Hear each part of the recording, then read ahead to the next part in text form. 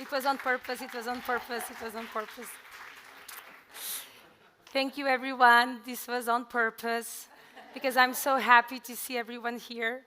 I'm happy to share, to kind of somehow guide the conversation with 4 wonderful people. My name is Vera, for those who don't know me. I'm a member of the team of Portugal Social Innovation, which is the public policy priority area for social innovation in Portugal. I'm passionate about impact. I'm a believer, or I say I'm an activist for impact, and I'm an SDG believer. And so that's why I'm so happy and I feel blessed to know all of you. Today, as you understood, we are running a bit late because a tiny little bit for Portuguese standards, as you know, because this is a 2-day event that we organized to be a kind of a festival and a true showcase of social innovations and practices. It's challenging because, as you can see, we are bringing together different players. We have social entrepreneurs, we have private entities, foundations, companies, we have public sector, and because of that, the agenda changed. So yesterday, we were planning the visit of the Minister of Territorial Cohesion, because she's the one that is leading the social innovation priority in the country. But yesterday, because of the Prime Minister agenda, she couldn't come. So she came today. She came today, and with her, we had a Secretary of State, we'll have a second minister, and we might have other visits. So we don't know, the program is a bit, freestyle. Apologies said. I think the session today, we'll finish on time. I have that on my schedule. So I will not be the one stopping them, they will be the one stopping me. So I count with you on that. But for today, the idea was a bit to prepare ourselves for this afternoon session. So for those who are here and that don't know most of the people sitting around this table, I'm here with experts and representatives or members that are involved in the Social Innovation Initiative Plus. This is an initiative led or promoted by the European Commission. We will learn more about it throughout our conversation. And one of the things Portugal did was to challenge, let's kick the dialogue and the conversation in the morning. Let's be provocative. Let's think about the future of social innovation. How can we build a true ecosystem? Because what you're seeing today here is the ecosystem coming together. But we often do that for 2 days, and then what comes next? We don't know. So today the idea was, let's think about how to build and keep an ecosystem. And so this morning we are going to, just brainstorm and share some ideas. And in the afternoon we made an invitation to representatives of all the EU member states to sit together, practitioners and civil servants, or meaning people who deal with EU funding and are directly involved with the social innovation priority under the European Social Fund, which is the European fund that finances many, or if not all, the social innovations around Europe. And the idea was, let's bring them together in the morning to get inspired, and in the afternoon to work together on a theory of change, which we all, I think, have in mind. We have our organizations, have our countries, but why not do this work together again? So this morning, I hope you get inspired. In the afternoon, we'll do this exercise. And long story short, I think I lost my papers somewhere, and I think I had them somewhere, but never mind, I will find them. Oh, they're coming. They're coming. Thank you so much, because I need this. Thank you, Luisa. So, what I needed to do now, it was not much difficult. I just wanted to quickly introduce the 4 brilliant speakers we have here. We have Michael Gross from the European Commission. He is the team leader for social innovation. We have Asta Jurgunten from the European Social Fund Agency in Lithuania, and she's the leader of the European Competence Center for Social Innovation. We have Gorka Idoiaga, is that like this? From the University of the Basque Country, and is the head of the Social Innovation Lab, among other research positions he has around Europe and the world. And we have Anne-Laure Fayard, a dear friend located in Portugal, coming from the Nova Social Business School, and she leads the ERA Chair on Social Innovation, which is a research center funded by the European Research Agency. But to start, perhaps before going to introductions, I would like to invite also a very dear friend, Patricia Borges, and I will invite Patricia here just to say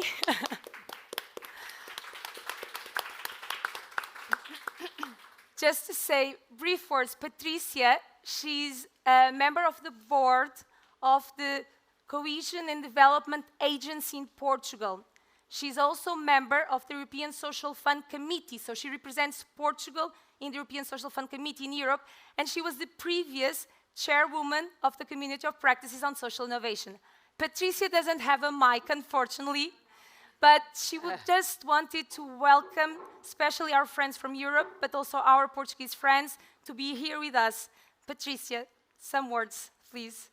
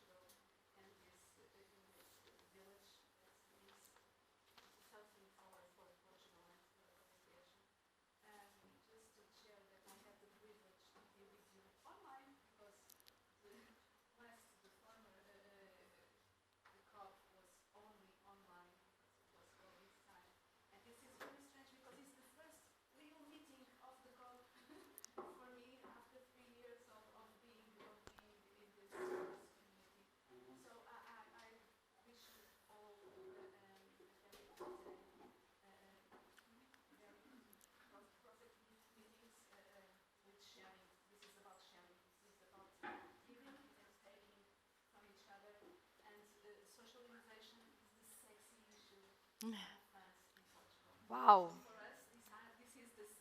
I wasn't aware we were sexy. Good to know.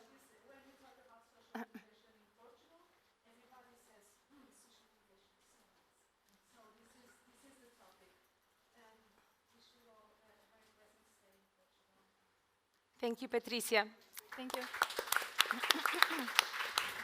So this was also to inspire, because as Patricia said, she was the chairwoman for 2 years of a community of practices that was meeting online. And now we need also to do online and in presence, and we also need to renew or to hand-give this mandate to a new chairman or chairwoman of this COP. So I hope after today we'll have some volunteers, either from managing authorities or competence centers, to lead the work of the community of practices in the coming year.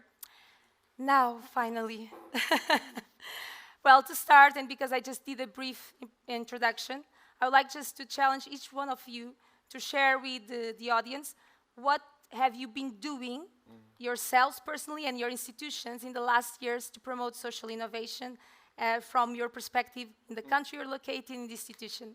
Please, Michael, could you start? You're starting with me, Vera. Yeah. Thanks. Good morning to everyone. And before I reply to you, I want to say a special thanks to Patricia, whom we've been working together for like a very long years on many different topics, and also to Vera, because it's thanks to you two and many other very engaged people here in Portugal that we are all here today. Because it's really getting the national competence centers, the ESF managing authorities, getting people in working on social innovation for the ESF Plus together in one place. And it happens to be a beautiful place, so we're all happy. With wine. With wine, with a very nice day yesterday, lots of interactions, and I think that's what it is, to mix and mingle with the very active Portuguese scene, but also to bring us together here, and that's why we are here in this room today.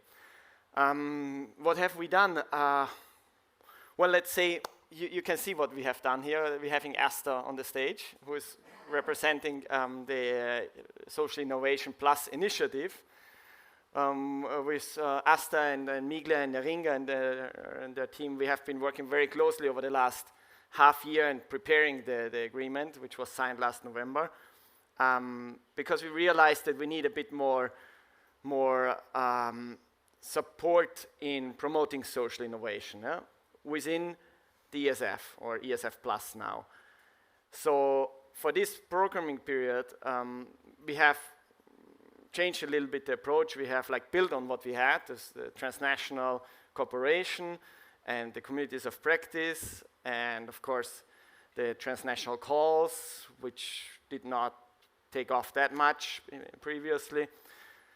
And we have like earmarked almost 200 million euros from our money to like entrust to ESFA to run this initiative on our behalf. Yeah? And just to recap, about 150 million of this is foreseen for transnational calls, and the remaining money is to establish a European Competence Center. Now, what does it mean, a European Competence Centers? That means that we have to fill with life. And that's why we are here, because we need the national competence centers to feed into that, yeah? Both with like knowledge, with expertise, but also with people, yeah? Participating in the events, like sharing your experience, your practices, your tools, yeah? We've seen a lot in the consortia, in the 6 consortia which are now at the end of their 2-year term. A lot of exchanges, a lot of mutual learning, and all of this we want to get together, and that's why we have ESFA helping us. So this is one big part what we have done, I would say. And the other part is, of course, structural, that we have the requirement to have a dedicated priority in at least one program in each member state. To like also give it a bit of a formal hook on that we will build on. So I think these are the 2 main blocks we have. Thank you. Because we are here on the European level, perhaps I'll ask Anne-Laure now. Okay. Because if I understand well, the ERA chair, it's a research center funded by a European entity. And so, but also Anne-Laure, for the audience to know you, the people who don't know, it's more about your experience. What have you been doing in the last years to promote social innovation? And what is the ERA chair on social innovation doing, trying to do ahead? Okay, thanks. Well, first, hello everyone, and in the hot south of Portugal. So I think that the ERA chair is funded by the EU, and I joined 2 years ago. Prior to that, I was in New York. And the chair basically has 3 pillars. One is research, academic research. So we're supposed to do, publish papers and go to conferences. The other part is teaching, not only creating new courses within the Nova School of Business and Economics, but also trying to create informal teaching, and I'll tell you a little bit more about that. And not only with our, students, staff, professors, but also the local communities around the school and within Portugal. And the last piece is, which is connected, is community engagement. So it's like, and this is still very broad, and we've been trying to define what we mean by that. So in terms of academic research, our research agenda is really around collaboration for impact, the role of collaboration, and I think that, all of you know that it's not a surprise that problems are more and more complex, difficult. We need to leverage different types of skills, resources. I mean, this village, in a way, is also an example of that. But we also know, practitioners as well as academics, that this is super difficult, and that there are more stories of maybe not necessarily failures, but tensions and challenges. And so what we're really interested in is understanding, what are the conditions, what are the challenges, and how can we turn that, into potentially, success. The way we do that, I'm an ethnographer, so I spend a lot of time, looking at what people are doing. So I'm not at the institution level, I just look at what people do. And we're interested in 3 types of collaboration. One is cross-sector, so how do we get the public, private, and non-for-profit to work together? The other one is what we call open social innovation, so how do we bring in citizens, so it can be online platforms of open call to different people, or hackathon is another form, I think, of open social innovation. And then the last piece, where, I've been working around design for about 30 years now, I think. That was my first project as a PhD student. So we're trying to use design and co-creation as a way to engage, multiple actors. And so the chair now has something called the DESIS Lab, Design for Social Innovation and Sustainability. So we're part of an international network of labs that are trying to use design to engage a number of community. So that's what we have. And so in terms of project, we have a number of academics paper. We've been working a lot on trying to connect with local communities, trying to understand, what's the network. Julia here is a PhD student, part of a chair who is doing her PhD on, how do we build ecosystems and focusing in particular on Portugal's social innovation. So that's more or less, what I've been trying to do in the last 2 years. Thank you. And now moving on, perhaps ASTA, because we keep saying European Competence Center for Social Innovation, but perhaps many people don't know what that is. But also perhaps about yourself, like what have you been doing mainly in these last 2 years? And what is the European Competence Centers, the main pillars and focus? Thank you, Vera. First of all, I would like to express our sincere thanks to Portugal Social Innovation for invitation to join Social Innovation Village. It's our honor and pleasure to be here. Also, I would like to say thanks to representatives of the National Competence Centers and the members of the ESF committee who came to our kickoff working group of the National Competence Centers. Thank you for being here. And yes, I'm leading the European Competence Center for Social Innovation, as well as I'm the coordinator of the project to set up National Competence Center for Social Innovation in Lithuania. So to give a bit of context, we were entrusted by European Commission to implement ESF Plus Social Innovation Plus initiative during the 2021-2027 period with the execution until 2030, considering 2 work streams, a grant scheme. We are in charge of the whole cycle of EU-level calls for proposals to boost social innovation, and European Competence Center for Social Innovation. We have to create and run a European structure to work closely together with the member states and social innovation stakeholders. And the very first call that we launched in December last year, so after 1 month the contract with the Commission was signed, was to pilot ALMA initiative, targeting young disadvantaged needs. And the second call that we plan to launch in the middle of in the middle of July will be for support of the National Competence Center in the transnational cooperation. Maybe I will talk about this call a bit later. And European Competence Center,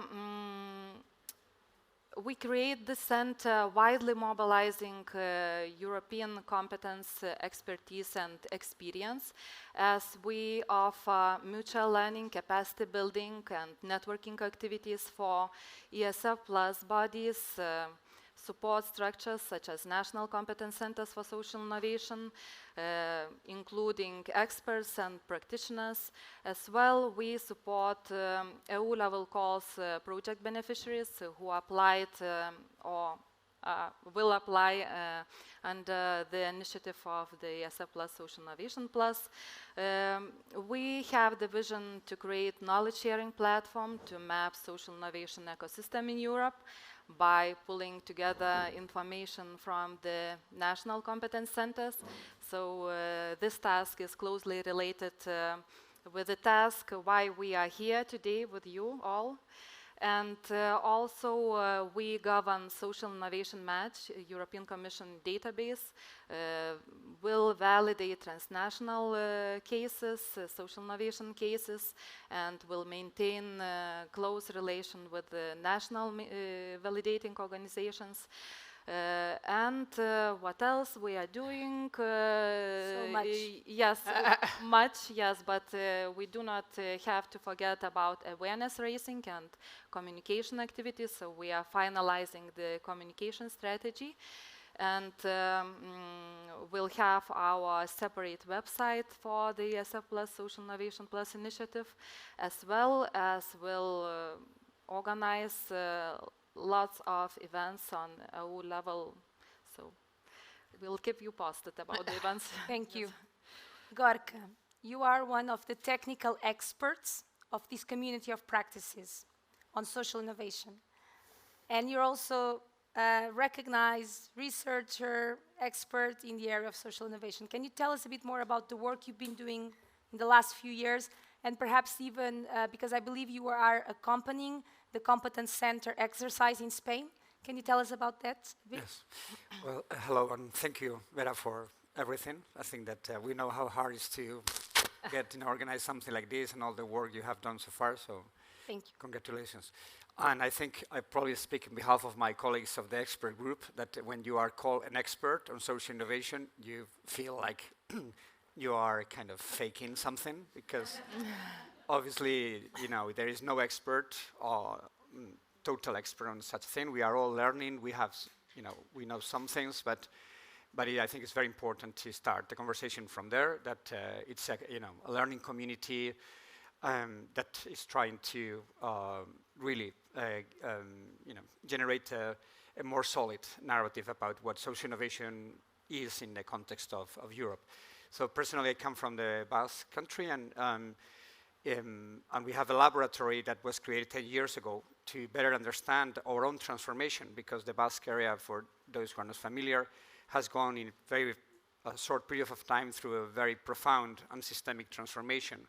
And that can only be understood from a social innovation perspective. If you don't, in our opinion, if you don't look it from that angle, you will really don't understand what happened. So it's one of the few examples of larger scale systemic transformation, and we wanted to better understand our own experience and to keep learning.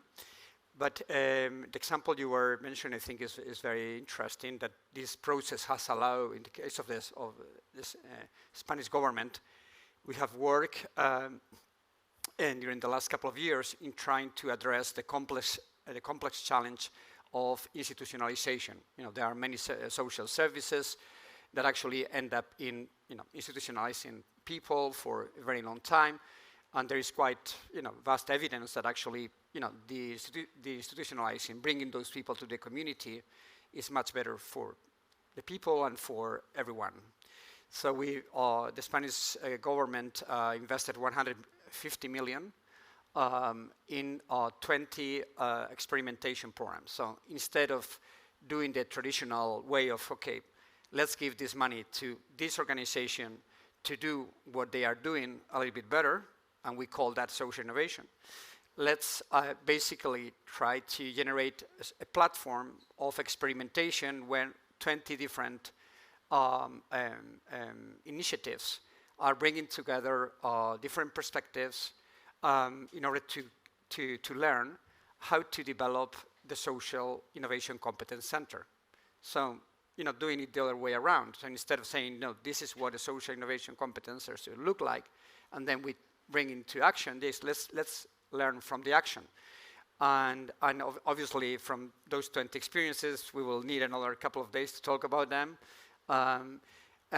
But it's been, I think, for what I know, is I think probably one of the first largest scale experimentation experiences that have taken place in Spain, thanks to European investment.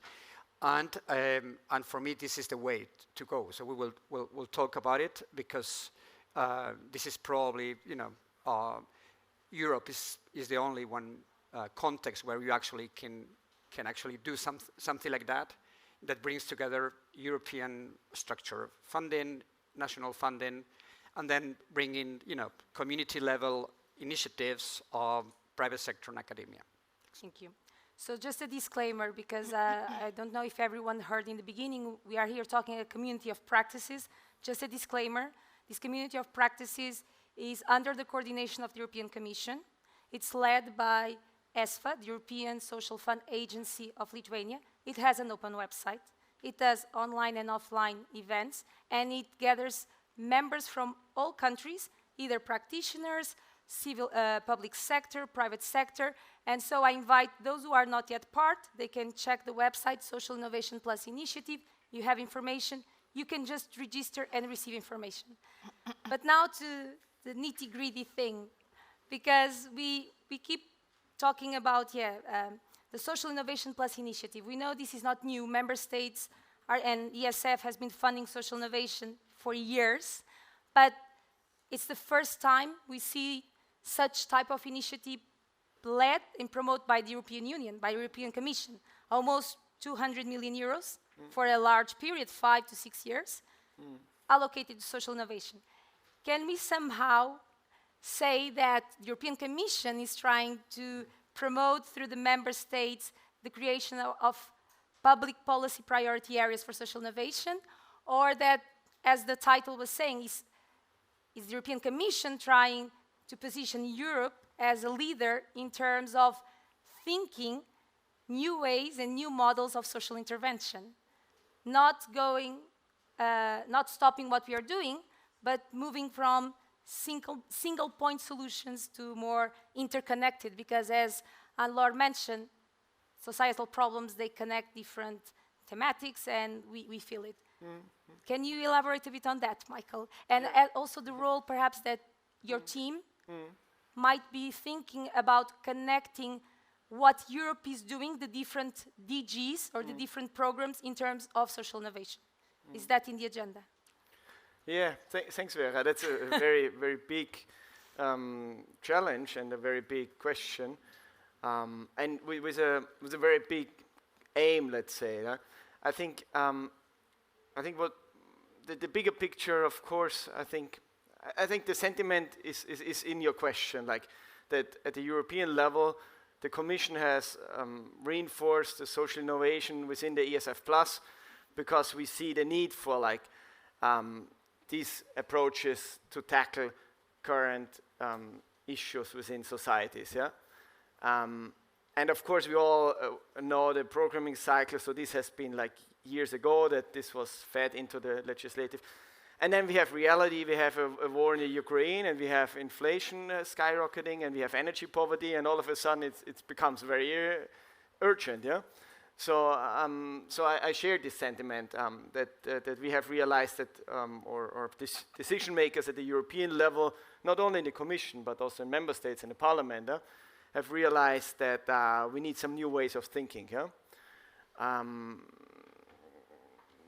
About cooperation between the DGs, I think that's a good point too, because I think we can do more. We are very busy, like everyone around the table here or here in this room. And this is why also I'm happy to have you here from Finance from Horizon Europe, because we sometimes lack this exchange.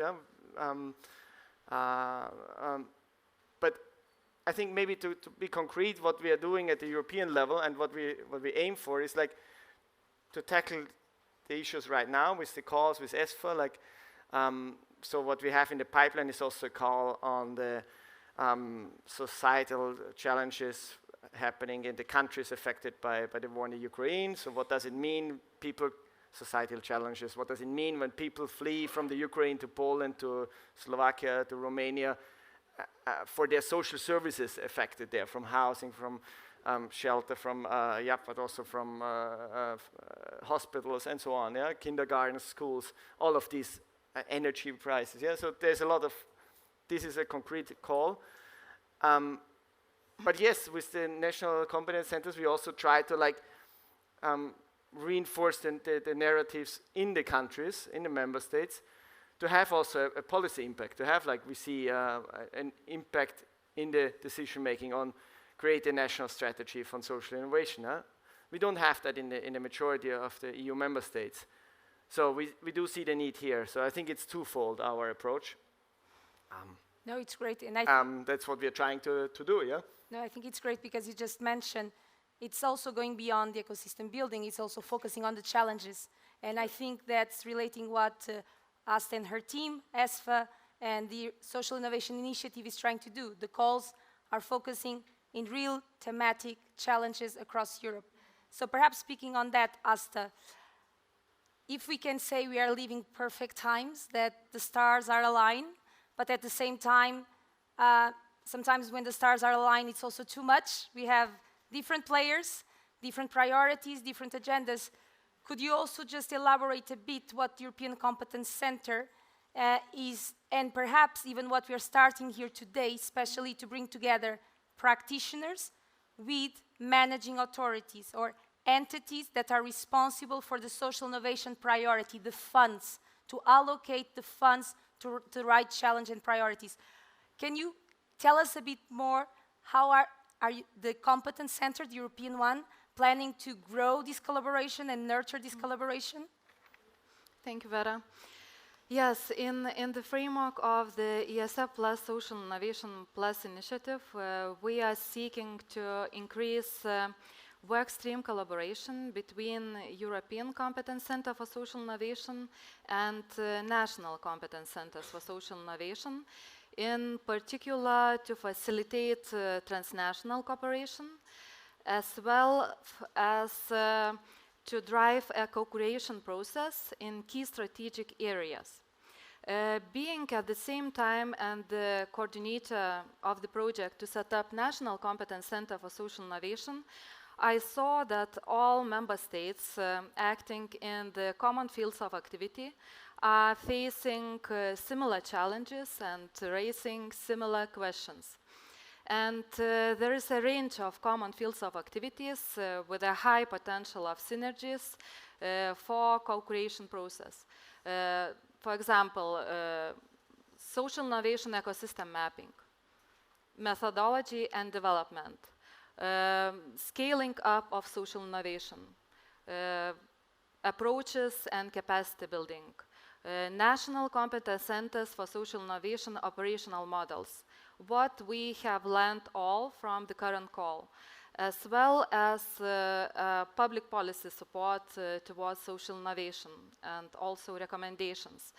And as we see national competence centers as our key partners for the whole duration of our role as entrusted entity to implement this initiative, we understood the need of an approach for collaboration between us as European Competence Center and national competence centers, as well as between all national competence centers, as we saw that there is a need.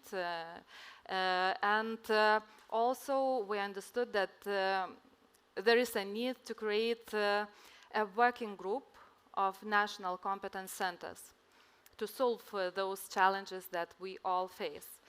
So we had an online meeting with the national competence centers in the middle of May, where we presented our vision. And of course, we have this meeting today here in nice village in Portugal, where we have opportunity together to align this future thinking and actions, and to ensure this sustainable cooperation between all the centers involved. So. Thank you. So if I understand well also what we are talking today, we are talking about, or the elements around this table, in fact, we are trying to promote or provoke system change. In fact, I think we are all working towards that within our day-to-day jobs and organizations. But perhaps, Gorka, based on your experience and also the work you've been doing in the last couple of years, how can we consider this approach, the systemic change mindset and view, with what should happen at local level? So either by practitioners, policymakers, intermediaries. In your perspective, what are the key dimensions or elements to consider? Because it's not easy, but you know, systemic change is very, very long way and very far away. And it's not also, we know, we have day-to-day budgets, decisions, teams. In your perspective, how can we align a bit more that and also starting from competence centers, but also member states that now have in hands the implementation of a social innovation priority, and then the collective of social entrepreneurs, many of them up here, just currently, with a head full of ideas and tools that are trying to reduce inequalities. How can we tackle this? I think in the detail of how we're going to be working this afternoon in a session, so some of you are more than welcome, because I think that's the moment where we are, clarify that between all of us. But I think at this moment for me it's very important to also clarify why are we doing this, and I think that's why I like the framing of the discussion very much, because sometimes we kind of take certain things for granted, and I don't think we are all talking about the same things, so we need to clarify. So in this case, what you said a couple of things that are very important, but they are not simple things. So, for example, you are mentioning that Europe has decided to work towards addressing complex challenges, and I totally agree with that. But that this is a huge difference between a previous mindset, what everything was about, okay, let's disconnect the complexity. So then you guys work in this DG, and these guys work in DG, and now Europe has said that is not working. We need to learn how to work differently. That's why there are missions. That was the new discourse. This is huge. We still don't know how to do it, and it's totally contradictory what Europe is saying to what then the way you have to handle the programs, as you all know, and probably you better than anyone. So we are learning how can we actually take that vision into practice, and that's why we are here, and those are the national competence centers. But the question is, do we really believe that Europe can actually lead this conversation? Because personally, I think that that discussion is not that clear. If you the social innovation discussion has, in my opinion, taken for granted many assumptions that comes from other social innovation models, especially from the US model or the Anglo-Saxon model, would basically, I'm very super simplistic for the conversation, and then we can talk, but it's basically the problems, the complex problems will be solved by solo entrepreneurs. You just need people with ideas and with funding, and they are going to solve the problem. They are going to make an iPhone that is going to solve your societal challenges. This simplification is not good. Is not far away from reality. So if you actually go into the mental models of many governments, including in Europe, that are, when you ask them about what social innovation is about giving money to individual people to do what the Americans are doing. And if we do more of the Americans, we're going to be great. There is no scientific evidence whatsoever that works. We actually have the evidence of the contrary, that the more you do that, the inequalities will go up to the roof. And basically, our most important innovation, social innovation in history, that is the welfare state, will disappear. So we are in this kind of discussion where you have, on the one hand, let's go for the American model, what Asia and Africa is doing, replicating, and critically, we're going to solve societal by giving people to individual sole entrepreneurs, and then we have in Europe certain, no, let's keep the welfare state as it is. Let's protect it. But we know that things have changed so much that by protecting, you are going to destroy it, because there is no innovation that can be maintained by protecting. We need to transform it. We need to engage in what is the next stage of the, and obviously for that you need social entrepreneurs. You need individuals but the individuals that are working with the systems dimension, that they are not going to solve the problem. They need to be connected with many other individuals, with government, with private sector, with academia, to learn how to tackle those complex problems. So I think that discussion and that narrative is not clear enough in our in our discussions, not at a political level, not at the technical level, and that's why clarifying the theory of change is so important. That's what we're doing today. Do we agree? Do we agree that the challenges that Europe face are complex challenges? Because if we agree on that, we cannot go for single point solutions. So that means that all the programs that we are funding just to fund single point solutions, should be revisited. And at least you say, well, how do you connect those single point solutions with a systems perspective? And secondly, do we really believe that tackling inequality is possible? Because when you actually, we work a lot on this from an ethnographic point of view. Many people will say in the surface that we need to tackle inequality, but they will believe that it's not possible. It is impossible. This is basically, if you go to the US, this is everywhere, it's in the surface. It's something, it's inevitable. It is inevitable. But actually, Europe has demonstrated that it's not inevitable. So do we really believe that we can actually achieve that? And if we believe that we can achieve that, what is the system that has to be taken in place, the innovation system, to tackle that, not to keep the welfare state as it is? So I think that is the real discussion, and then when you frame it from there, then you go back and say, what are the core dimensions of a process, an innovation process, to tackle that? And then the core dimensions are things that we are playing with. It's how do you do ecosystem mapping? How do you listen to the system? How do you make sense of the system? How do you co-create and experiment with a portfolio approach or a mission approach instead of disconnected solutions? So this is for me the real discussion.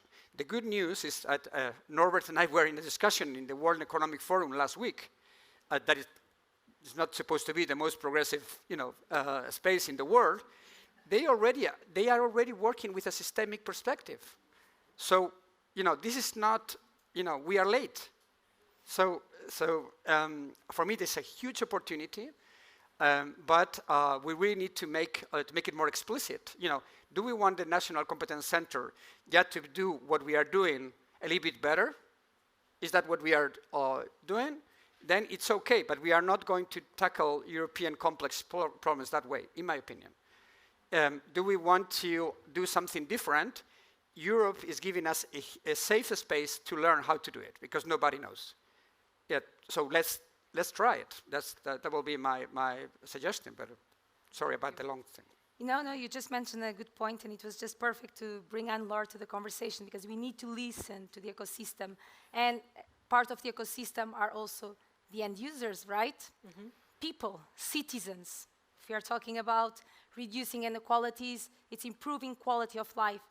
And based on your experience, knowledge also, how do you think that, and not only on the how, but the social innovation processes, how are they or can they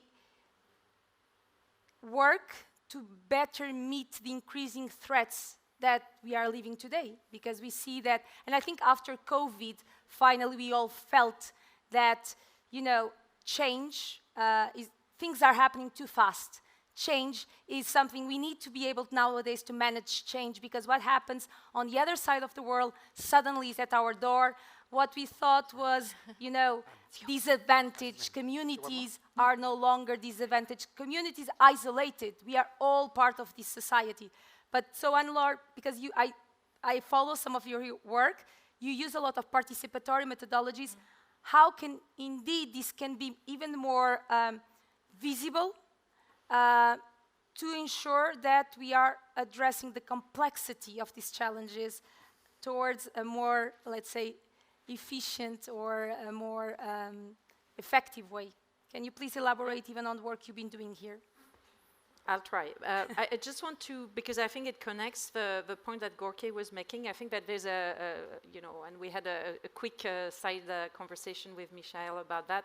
I think there's currently a lot of discussions, even with the academic world, to think about, like, what's the meaning of social innovation, because you're right, there are a lot of discussions about what it is, and it's a field of practice, and then what does it mean. But I think that there's just a recent article that was making this distinction between a more of a market-based approach, which is really the social entrepreneur, to more of a justice and equity model, and I think that's, clearly where I think it should go, but that's up to people to discuss. So, and I think that if we take a justice and equity model, that's where we have to have participation of all stakeholders, so citizen, beneficiary, whatever, end user, whatever is the word you want to use.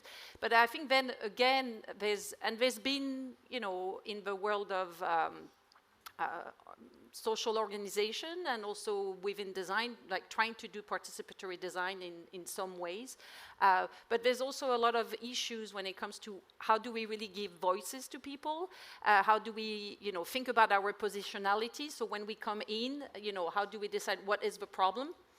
So because we can come in with, trying to be helpers, but as soon as we do that, we're already creating a lot of boundaries and deciding what is the problem. So there's, for example, in the design world, there are more and more, people who are taking a critical stance, saying like, we should not come just, for example, in international development, people have been using a lot of design, and we come and we say, hey, we're going to help you with, I don't know, sexual, health. And it might be that, there's another problem that is not sexual health, which seems more important to the community. So how do we go and even start having the conversation, which might be something like the initiative of like opening a space for people to discuss first and create their, but it also challenges the role that people have, because it's like suddenly you become a facilitator rather than an expert, and how do you create this conversation? So I think it's, I know well, I've been following it well in the context of design, which has been very challenging for designer, because it's changing their, what's their role and what does it mean. I don't come to tell you how to do it, I'm just there to facilitate conversation. And it's another form of expertise, but sometimes we train in one thing and then we have to, it's the same for teaching. Like, I personally always think that I'm just a facilitator of knowledge, because there's already a lot of knowledge out there, so it's not like that I'm going to tell more. I always tell my students, go to, Google now, there's ChatGPT, that's the new one, but like, I cannot, I'm just there to create an environment and a space. But it's a different way of thinking about our occupation. So I think that's one thing. There's a lot of people looking at positionality, and also looking at, I also think that there's a question about innovation, because people already, like communities are very resilient, they do things, and so sometimes it's just making things visible and giving people, the tools, the capability building, the space to grow and create more things. So I think that there's a big narrative around like just new things, but there are a lot of old things that work, but they just need a little bit more of a, support, connection. So I think that it's also challenging our view on innovation, challenging our view also on what is impact. It's oftentimes, thinking impact is scaling. What is scaling? Is scaling just going deeper in one field or connecting different things? So it's just, Vera asked me to be challenging, so I'm trying to be challenging. But I think these are like important words, and I think it goes back to Gorka's question, is that we also use models from, the more of a for-profit market types of logic, and that can work, but like, if scaling is just to add more users on your, app or platform, it doesn't necessarily, means the same thing when it comes to, thinking about education, and maybe you want to work with one community in depth and give them everything they need before you, rather than saying we have like 3,000 people who have access to 1 2-hour class. I mean, it might be. I'm not saying it's not always good, but I think it's really important to be asking these questions. Wow, I was going to have a silence. So I think I will start the final round of questions, because you mentioned this expression of facilitator. And I think indeed this can be good food for thought, because in fact, people who are sitting here, we are professionals that we deal with these themes on a daily basis. And sometimes even people ask us, what do you do? And we don't know. Sometimes we say, okay, I'm a program manager, I'm a project manager, but we actually don't have yeah, we don't know very well our role sometimes. So for final notes, each one of you, I ask you to leave here kind of a call to action to us facilitators of social innovation on how to create a more inclusive future or society. Wow. But especially also considering the twin transitions, the ecological and the digital. Can we elaborate on that? And I need to drink water. You have water? Yeah, okay, she has. Yeah. So how can we be more inclusive? You're meaning like all of us, yeah? Yeah. All of us, yeah. That's okay. Interpret. She Interpret. That's I think. I'm sorry. No, I think what we are doing here is one way of being more inclusive, and the same then in a national level, outside of like the usual contexts we all have to get out and like talk to people, to go to events that are not necessarily your area of work, but where you get some new ideas and where you meet other people and explain. And then when you start to explain to your kids or to your grandmother, like, what am I doing? What is it? Social innovation? What is a European Commission? What is a Competence Center? Then you realize that these definitions, these words are maybe not so clear. And maybe that makes you reflect of like, what is it? What is the essence of your job? And then try to like engage. Thank you, Michael. And it gave me time to recover my voice. Indeed, I think it was this, and Anne-Laure, just to go straight forward. So I But think, also, I think just a side point, I mentioned the twin transitions because many of us, we are doing our jobs, but then suddenly comes the priorities. Don't forget environment, global warming, climate change, we are living it now. Don't forget digital transition. So not going into much detail, but how can we play this role of facilitators with the focus of an inclusive future and improving quality of life? What will be your call to action to us as, let's say, a community of practices? so just one thing, for me, when I think of social innovation, I don't distinguish it from environment, because if you think of, environmental justice, it's like, who suffer of climate change, you look and it's where the inequalities and poverty. So I think for me, there's no distinction. And I'm sure if we look at the digital, it would be the same. Like, so I think that's a good way to think about, rethinking the boundaries, not by sectors or by, topics, but just by like where,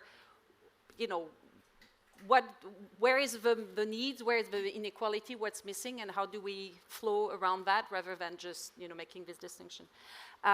So connecting to your point about facilitation, I think it's about listening. And we're not good listeners. I mean, the human beings is like we're listening in any of our conversation. I'm just inviting you, today to think about like when someone talks after a few seconds where our head is already thinking about the answer, or trying to just listen to what is validating. So to your point is we want to go and listen, meet different people, but listen to the things that are challenging us and where like that makes us uncomfortable, rather than just saying like, oh yes, I was right, for 20 years I've been doing that, and look, they're doing the same thing. I mean, it's good too. I mean, we should not just be, having pain, but I think it's important to do that. And the other thing that I've been working more and more is around temporality. So I think we're, and it goes to the digital, we're squeezing things, we're accelerating, we're talking about, and crisis making us.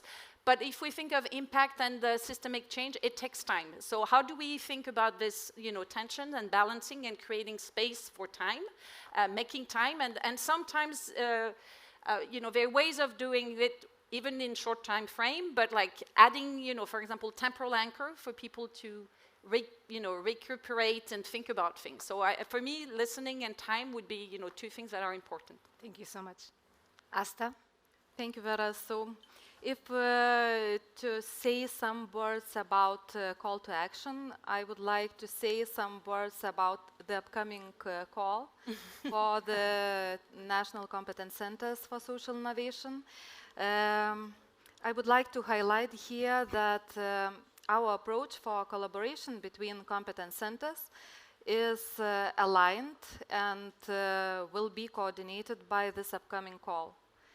So that is one message that I wanted to say. Another thing is that We plan to launch this call in the middle of July.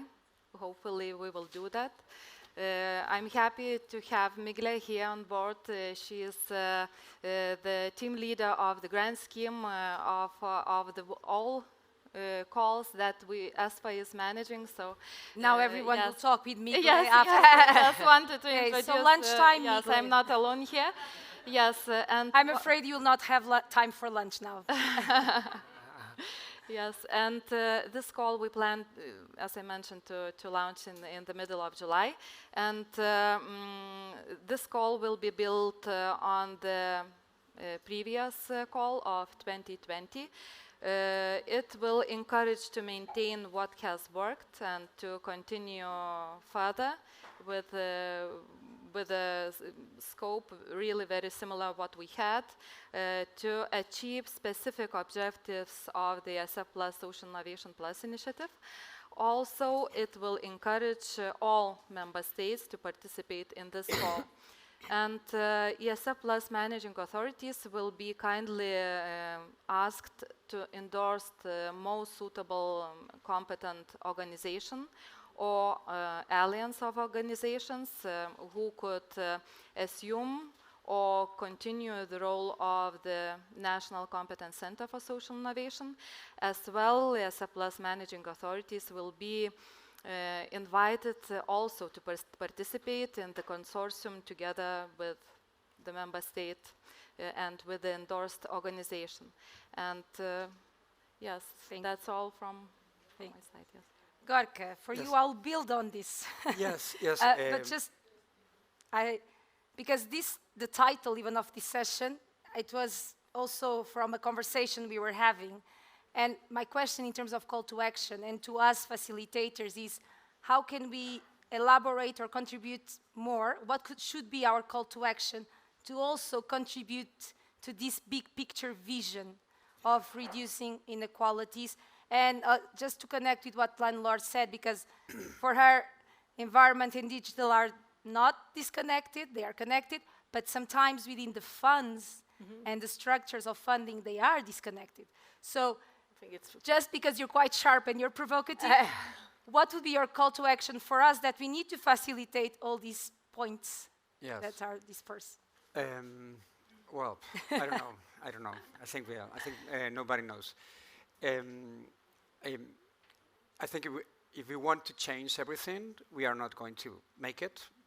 So just trying to generate a safer space, that is what the European Commission is allowing us. I think that's very important, and to make most of it, accepting that there are a lot of limitations. But I think we can show that there is a way. Personally, what Anne made very important points. I agree with, I think, all of them. But I think this discussion that is quite theoretical about if social innovation is market-oriented or is towards equality, I think it's in my opinion, is a false discussion. It's a false discussion because there is no way to transform structural structures without incorporating market-oriented policies and actors. And I think if we differentiate, we end up following the traditional way of this is public sector innovation, that is market-oriented innovation. The interesting guys and the good guys are in the market innovation. We are in the public sector. And I don't think it's true. And if you look at the market, all the big companies that have incorporated an ESG real serious strategy, they know that it's good for the business. They are not doing it only to achieve sustainability. They are doing it because they know it's also good for the business. And I think we also need to understand that we cannot transform systems without the private sector. So the question is, what form of structures do we have? No? So in terms of the clarity, and that's what we are again going to do this afternoon. I think first of all we need to agree of do we all want each country is different and there are huge differences. So we cannot say Europe cannot say this is the standard, all countries do this, because it's never going to work. So each country will have to follow their path. but we need to have a common kind of vision and understanding of what is the impact we want to achieve, and what are the core elements of those competence centers, and what is the role. So there are certain functions that are always present in any innovation process, as we have discussed, and we will discuss: systems mapping, listening and dialogue, sense making, co-creation, prototyping and scaling. They are all, this is all innovation process, but the positionality that Anne was mentioning is crucial, because do we accept, as national competence centers, as a governments, that we actually don't know how to tackle those complex challenges? Because the traditional form of public sector intelligence is that we need to know, because we are the state, we are the government, we are the European Commission, we have a lot of experts, so we know how to solve this problem. And then from that positionality, you develop the whole process. So what we are saying here is that we need to deconstruct that and learn and to accept, as European Union and as countries, we don't know. And this is a huge thing. This is a huge thing because it changes everything. So say, we don't know, therefore the value of experts and technical experts is very important, but they are not going to solve these problems. There is no technical expert who can solve a complex challenge. So therefore, they have a role, we have a role in the university, but we are not going to tell people what to solve the problem. It doesn't work. We know that. So if we don't know, what is the role of the National Competence Center? The risk is, again, to say, let's create a National Competence Center to do a good ecosystem mapping, so we know who is doing what, and we do lessons learned. And we keep doing, oh, this has worked here very well, let's transfer. It doesn't work. What it works in Germany doesn't work in Spain. So we know that. So let's use lessons learned in a different way.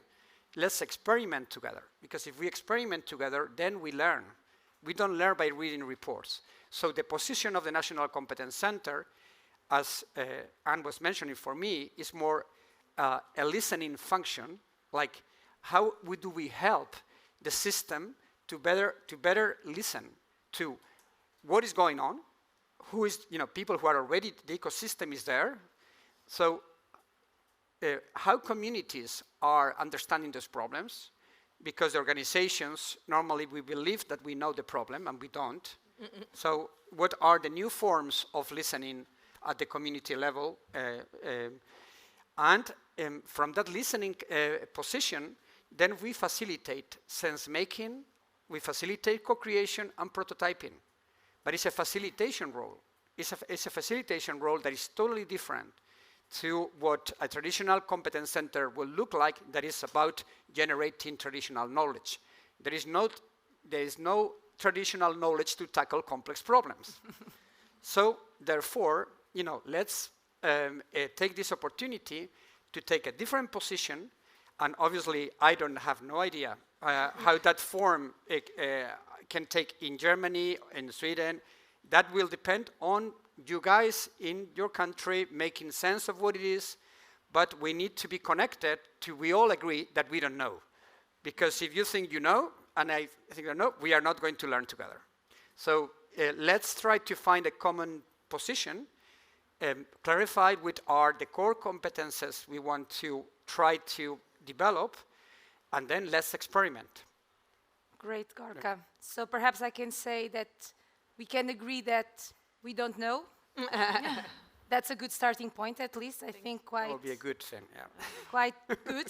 And that we can become better facilitators and better listeners. I think this could be the two takeaways. Better facilitators, better listeners. And I would like really to thank the four of you, because I think it has been quite interesting, at least for me. I learned a lot. I would like to thank the audience. And I would like to say to the community of practices members that this afternoon we will have 4 hours to deep dive on these questions. For those who are not yet part of the community of practices, I invite you to go on the website of the Social Innovation Plus initiative or contact the European Social Fund community members in your countries. In Portugal, we have here Patricia, we have Joana Duó from the Agency for Development Cohesion, and then I think we have also members in the room, not from Portugal. I think we have a long way to go, but I thank you so much, and I think now it's time for lunch, and we meet at 1:30. Thank you. Thank you.